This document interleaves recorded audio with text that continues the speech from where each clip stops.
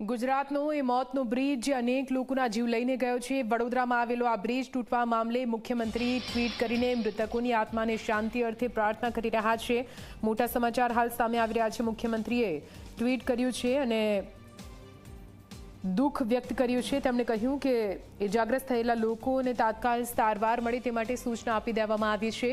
ડીઆરએફની team પણ ઘટના સ્થળે પહોંચીને રેસ્ક્યુ ઓપરેશનમાં જોડાઈ છે। માર્ગ મકાન વિભાગને તાત્કાલિક તપાસનો આદેશ આપવામાં આવ્યો। પુલ નિર્માણમાં નિષ્ણાંત 2 ખાનગી ઇજનેરોની ટીમ ઘટના સ્થળે જશે। બ્રિજ તૂટી પડવાના કારણે તથા અન્ય ટેકનિકલ બાબતો પણ ચકાસવામાં આવશે। પ્રાથમિક તપાસ હાથ ધરી અહેવાલ આપવા માટે સૂચના આપી છે।